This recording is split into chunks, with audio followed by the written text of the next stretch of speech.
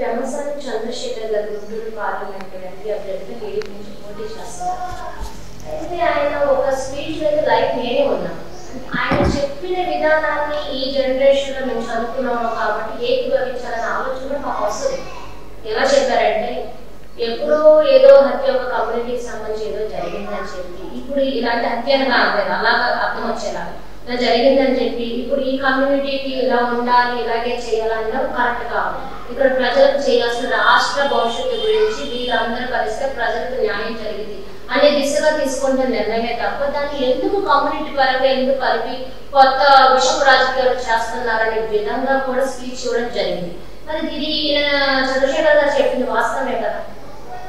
చంద్రశేఖర్ గారు మనం చూసాం 2-3 సందర్భాల్లో కులాలని మతాలని రెచ్చగొట్టే విధంగా మీ అందరూ కూడా చూసే ఉంటారు. బంకర్లో సద్దాం హుస్సేన్ ఏ విధంగా అయితే దాడి చేసి నిర్మూలించడం జరిగిందో ఆ రకంగా బయటికి తీసుకొచ్చి దాడులు చేస్తామని చెప్పేసి బహిరంగ సభలోనే మాట్లాడిన పరిస్థితి ఎవరో రెచ్చగొడుతుంది. పెమ్మసాని చంద్రశేఖర్ అనే వ్యక్తి దేనికోసం వచ్చాడు ఈ రోజున? రియల్గా కనుక రియల్ పాలిటిక్స్ చేయడానికి వచ్చాడా, లేదంటే జనాల్ని ఉద్రేకంగా రెచ్చగొట్టే దానికోసం వచ్చాడా? ఆయన ఎక్కడో మైగ్రేట్ అయ్యి ఈరోజు నేను ఎంపీ అభ్యర్థిని అని చెప్పుకుంటున్నాడు. ఎట్టి పరిస్థితుల్లో కూడా అతను నమ్మే పరిస్థితి లేదు. ఇవాళ పెత్తందారులకి పేదలకు జరుగుతున్న పోరాటంలో ఆయన ఏదో ఒక డబ్బు ఉన్నంత మాత్రాన ఆయన కుటుంబానికో ఆయన ఒక వ్యవస్థకు ఉపయోగపడుతుంది కానీ ఈ ప్రజానికానికి ఎట్టి పరిస్థితిలో ఉపయోగపడదు. ఇవాళ జరుగుతున్నటువంటి ఈ పెత్తందారులు పేదలు జరిగే పోరాటంలో డెఫినెట్గా పేద ప్రజలకు విజయం రాబోయే రోజుల్లో జరగబోతుంది. ఫారెన్ లోనే ఒక చట్టం తన మేధాశక్తితో వెల్ సెటిల్ అయిన వ్యక్తి తన దేశానికంటే దేశంలో రాష్ట్రంలో జిల్లా ఏదైనా చెయ్యాలనే గోల్తో వచ్చిన వ్యక్తి నాకు డబ్బు మీద ఆశ లేదు నేను ఆల్రెడీ వెల్ సెటిల్ అయినా చెప్పాలంటే అలాంటి వ్యక్తి మరి న్యాయం చేస్తారు. అదేనమ్మా ఇప్పుడు మీరు అడుగుతున్న క్వశ్చన్లోనే సమాధానం ఉంది. చక్రం తిప్పాడని చెప్తున్నారు. ఏ రకంగా ఎన్ని చక్రాలు తిప్పితే అంత తక్కువ టైంలో 5,000 కోట్లు సంపాదించాడు అంటే ఆ చక్రాలు ఏ విధంగా తిప్పాడు? న్యాయంగా చక్రం తిప్పాడా లేదంటే అధర్మ మార్గంలో చక్రం తిప్పాడా అనేది ఇక్కడ మీరు క్యాచ్ చేయాల్సింది. జగన్మోహన్ రెడ్డి కూడా 2 లక్షల కోట్లు ఎక్కడి నుంచి ఆస్తి వచ్చిందంటే వేరే రకంగా వెళ్ళబట్టి వచ్చింది. అయితే జగన్మోహన్ రెడ్డి గారికి మొట్టమొదటి నుంచి కూడా 1,00,000 కోట్లు తిన్నాడు 1,00,000 కోట్లు తిన్నాడని అవియేమో మోపం తప్పితే ఆయన ఎక్కడా కూడా ఆ 1,00,000 కోట్లు తిన్న సందర్భం ఎక్కడ ప్రూవ్ చేయలేకపోయారు కదా. ఆయన మీద ఒక నెపం వేశారు ఆ రోజు 1,00,000 కోట్లు తిన్నాడు 1,00,000 కోట్లు తిన్నాడని చెప్పేసి అని. ఇవాళ 1,00,000 కోట్లు తిన్న వ్యక్తి అయితే ఈరోజు మరి ఏ విధంగా ఆయన ప్రజల మధ్యలో జీవిస్తూ చక్కగా ప్రజల ఆదరణతో ఉన్నాడే కానీ ఈ యొక్క అవరోధాలు అధిగమించి ముందుకు వచ్చినటువంటి పరిస్థితి జగన్మోహన్ రెడ్డి గారు. మరి ఇక్కడ ఉన్న రూపాయికి $1 చాలా 10 రెట్లు ఎక్కువే వస్తుంది. మరి ఇక్కడ సంపాదించిన $10 కంటే అక్కడ కష్టపడి సంపాదించిన దాన్ని ఇక్కడ ఎంతన్నా మనము ప్రజలు పెట్టుకోవచ్చు. ఆ కోణంలో పెమ్మసాని చంద్రశేఖర్ వచ్చి నిలబడుతున్నారు కదా, దాన్ని ఎందుకు వైసీపీ నెగిటివ్ గా మాట్లాడుతుంది? అంటే ఆయన డబ్బు సంపాదించడం కోసం ఇంకోటి సంపాదించడం కోసం కాదు ఆయన వచ్చింది. ఆయన ఏంటంటే అక్కడ ఉన్నటువంటి డబ్బుని ఇక్కడ తన సామాజిక వర్గం అదే సందర్భాల్లో కూడా నిన్న కూడా మాట్లాడటం జరిగింది. ఇప్పటికే ఒకళ్ళిద్దరు ఎంపీ సభ్యులు వచ్చారు పోయారు. మీరు రేపొన్న జగన్మోహన్ రెడ్డిని రమ్మని చెప్పేసి మాట్లాడే సందర్భాలు ఏ విధంగా మీరు ఒకసారి క్యాచ్ చేయండి. అతను వాయిస్ అతను ఏంటంటే డబ్బు చూసి బాబు చూసి బలుపు అనుకుంటున్నాడు. కాబట్టి ఇక్కడ ఎట్టి పరిస్థితుల్లో కూడా ప్రజలు ఇంకా ఎక్కువ టైం లేదు. ఇంకా 4 రోజుల్లో ఎన్నికలు రాబోతున్నాయి. ఈ ఎన్నికల్లో ప్రజలే గురించి చెప్తారు. ఎందుకంటే బయట వ్యవస్థ ఎలా ఉందంటే టిక్లర్ పెమ్మసాని చంద్రశేఖర్ ఎంపీ మాట్లాడలేదు. గుంటూరు పార్లమెంట్ లో ఇంతవరకు ఏ పార్టీకి ఇవ్వనంత ధైర్యం చంద్రశేఖర్ కాబట్టి అన్ని నియోజకవర్గాల్లో ధైర్యం దమ్మనేది వచ్చింది. ఖచ్చితంగా గెలుపు దిశగా వెళ్తున్నారు. పెమ్మసాని అధిక మెజారిటీతో గెలవడం ఖాయం అనేది అయితే వినిపిస్తుంది. అదేనమ్మా, అందుకే అనుకుంటున్నారు యాక్చువల్గా ఆయన కలవడానికి పేద బలహీన వర్గాలు ఎవరు అపాయింట్మెంట్ ఉండదండి ఆయన కలవడానికి. ఓన్లీ పెత్తందారులు సంపన్నులు ఎవరైతే ఉన్నారో వాళ్ళతోనే రాయబారాలు ముచ్చట్లు తప్పితే ఇవాళ ఈరోజే టైం స్పెండ్ చేయలేనటువంటి వ్యక్తి ఈయన అయిపోతే ఎంపీ అయ్యేటప్పుడు ఎంపీ అయిన తర్వాత టైం స్పెండ్ చేసేటప్పుడు గతంలో మనం ఎంపీ అయ్యేదని చూసాం గల్లా జయదేవి గారిని. గల్లా జయదేవి గారు ఇప్పుడు మీరు చూసారా ఈ పార్లమెంట్ సెగ్మెంట్లో ఏనాడన్నా కానీ ప్రజల మీదకి వచ్చి మరి డెవలప్మెంట్ కార్యక్రమాల్లో కావచ్చు లేదా సభా సమావేశాల్లో ఏ రోజు కనిపించినటువంటి పరిస్థితి. ఆయన పోయాడు, ఇంకొక పర్సన్ ఇంపోర్టెడ్ అయ్యాడు ఈ రోజున. మరి ఇదే పెమ్మసాని చంద్రశేఖర్ కనుక రేపు పొద్దున పొరపాటు ఏదన్నా జరగడానికి జరిగి ఒకవేళ ఎంపీ అభ్యర్థి కనుక అయినట్లయితే ఆ ఎంపీ అభ్యర్థి కనుక అయినట్లయితే మన ఏ వేసాలు తీసుకొని కావాల్సినటువంటి పరిస్థితి.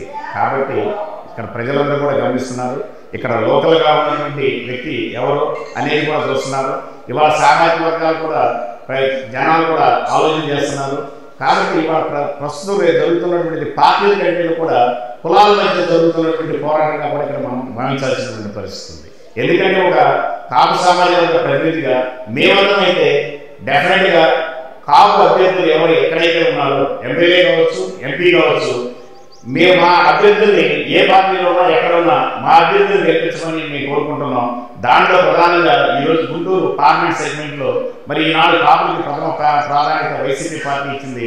మరి 4 అభ్యర్థులకి ఎమ్మెల్యే సీట్ ఇవ్వటం, ఎంపీ సీట్ ఇవ్వటం, మరి అదే కాకుండా కాపు ఓట్ బ్యాంకింగ్ అధికంగా ఉన్నటువంటి ఈ గుంటూరు పార్లమెంట్ సెగ్మెంట్లో సుమారు 2,52,000 ఓట్లు ఉన్నటువంటి కాపు సామాజిక వర్గ ఓట్లు మరి అక్కడ తీసుకుంటే మీరు ఒకసారి ఆలోచించేయండి.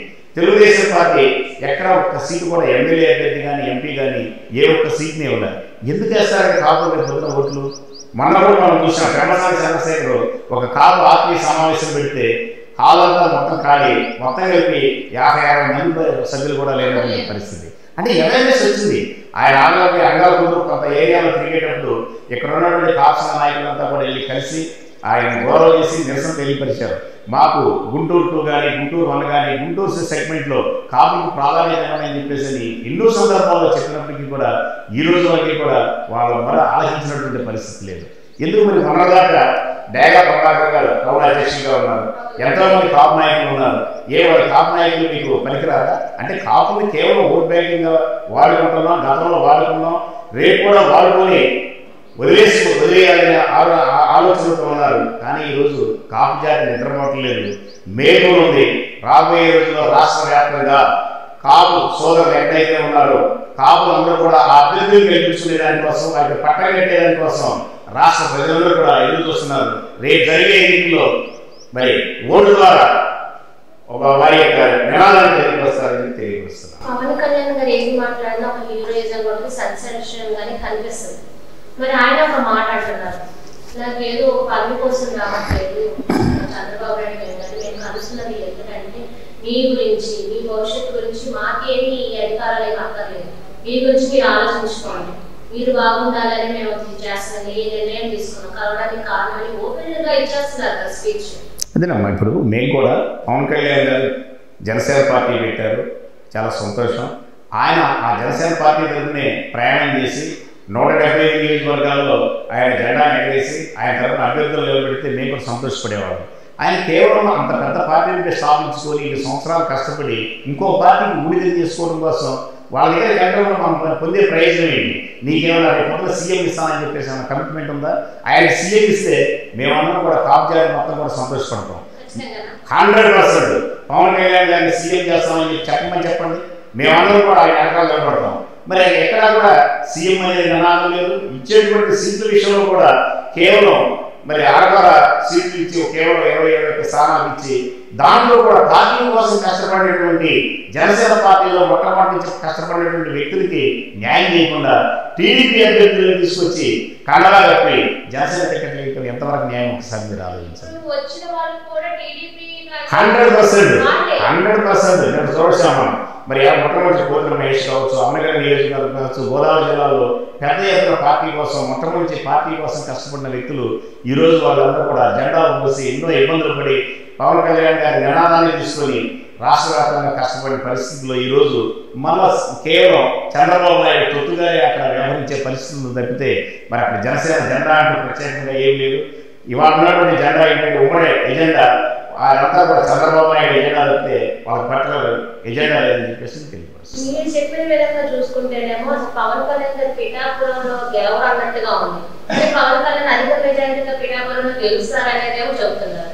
అది చెప్తున్నాను. ఈ రోజుకైనా సరే ఆయన రోడ్డు నుంచి మీకు కాపులకి నేను ఈ న్యాయం చేస్తాను, తిరిగి పోయిన రిజర్వేషన్ ఏదైతే ఉంది ఆ రిజర్వేషన్ నేను కల్పిస్తాను, కాపుజానికి నేను కట్టుబడి ఈ విధి విధానాల్లో నేను అన్నదానంగా ఉంటానని చెప్పేసి ఏ ఒక్క సభా సమావేశం ఎక్కడా చెప్పరు.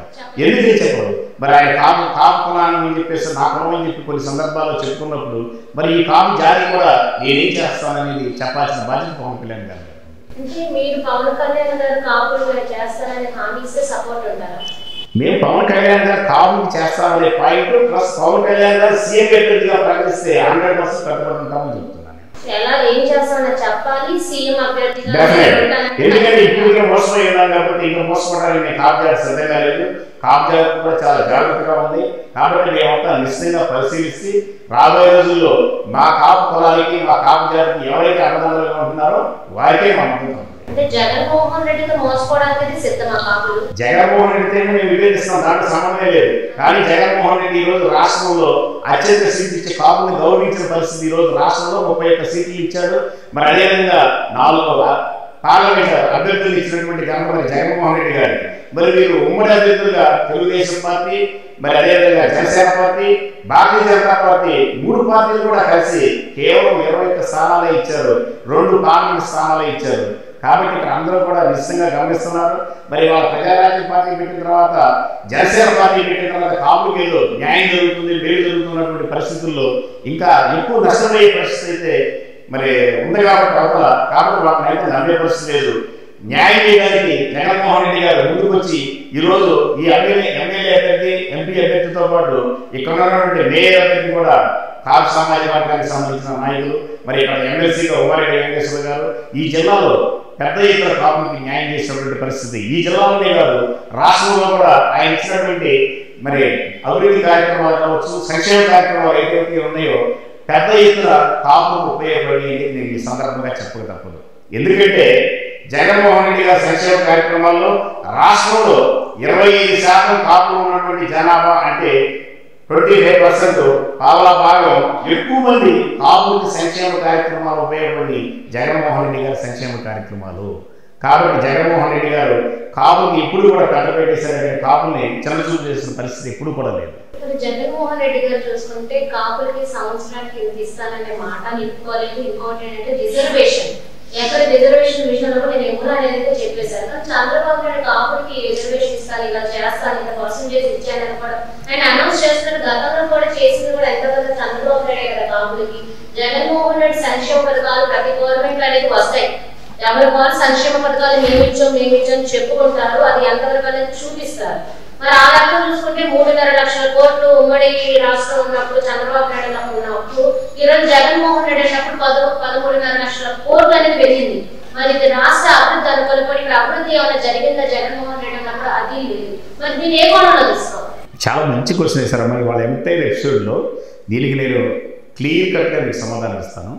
ఆనాడు చంద్రబాబు నాయుడు గారు ఉన్న టైంలో ఏమి ఇచ్చారు కాపులకి, ఈరోజు జగన్మోహన్ రెడ్డి గారు ఏమి ఇచ్చారంటే కమిట్మెంట్ మీద జగన్మోహన్ రెడ్డి గారు నడిచే కార్యక్రమంగా తీసుకొని ఈ కాపు కులానికి ఇచ్చిన హామీలు ఏవైతే ఉన్నాయో 100% హామీలు ఇంప్లిమెంట్ చేశారు.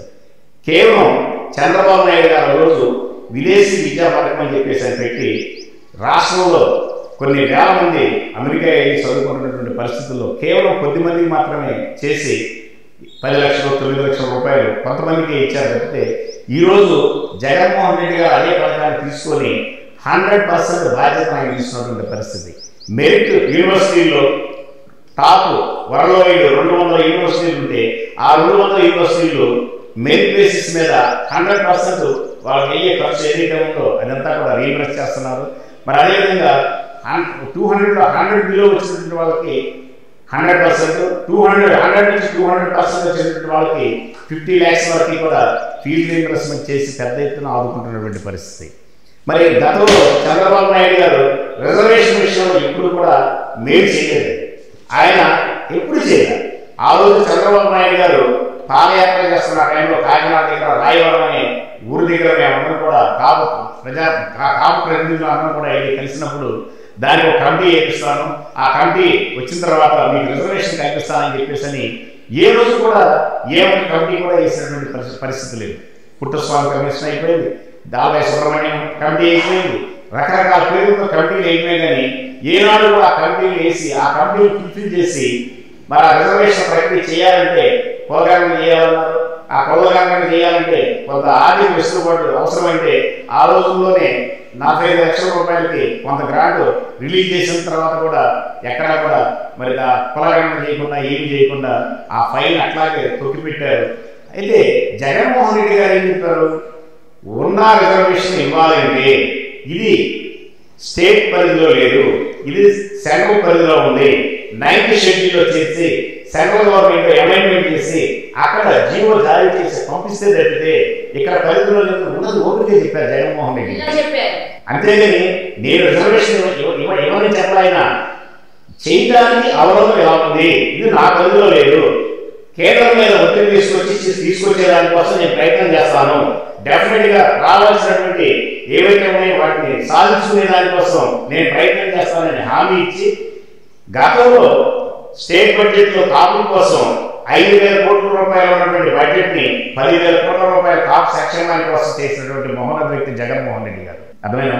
కాబట్టి ఈరోజు ఎవరు చేశారు ఎవరు చేయలేదనేది ఈ సందర్భంగా ఎందుకంటే చాలా మంది తర్వాత సెంట్రల్ గవర్నమెంట్ 10% ఈడబ్ల్యూఎస్ కింద రిజర్వేషన్ ఇచ్చింది.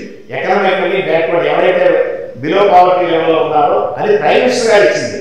అది అన్ని సామాజిక వర్గాల వారికి చెందుతుంది తప్పితే గత ఎన్నికల్లో కూడా దాన్ని అడ్డం పెట్టుకుని చంద్రబాబు నాయుడు ఈ 10% రిజర్వేషన్ లో 5% రిజర్వేషన్ నేను టాప్ సామాజిక వర్గానికి ఇస్తానని చెప్పేసి అడ్డం పెట్టి వెళ్ళిపోయేది చెప్తే దానికి ఎక్కడ జీవో కానీ ఒక ప్రతిపాదన కానీ ఏది లేదు. ఆ 5% ఏమి చూపిస్తారు అంటే మిగిలిన తరగతుల్లో విభేదాలు పెట్టడం కోసమా? మరి పెట్టేటట్లయితే చిత్తశుద్ధితే జీవో జారీ చేయించి ఆ 5% రిజర్వేషన్ ని మరి ఇంప్లిమెంట్ చేయాల్సినటువంటి పరిస్థితి ఉంది. చేసేటువంటి వ్యక్తి మరి గతంలో మనం మన అన్న వైఎస్ రాజశేఖర రెడ్డి గారిని మనం చూసాం. ముస్లింల కోసం 4% రిజర్వేషన్ ఇస్తానని చెప్పి ఇచ్చి ఈరోజు ఆదుకున్నటువంటి పరిస్థితి. కాబట్టి వేరియేషన్ గతంలో చంద్రబాబు నాయుడు గారికి ఈరోజు జగన్మోహన్ రెడ్డి గారికి చాలా వ్యత్యాసం ఉంది.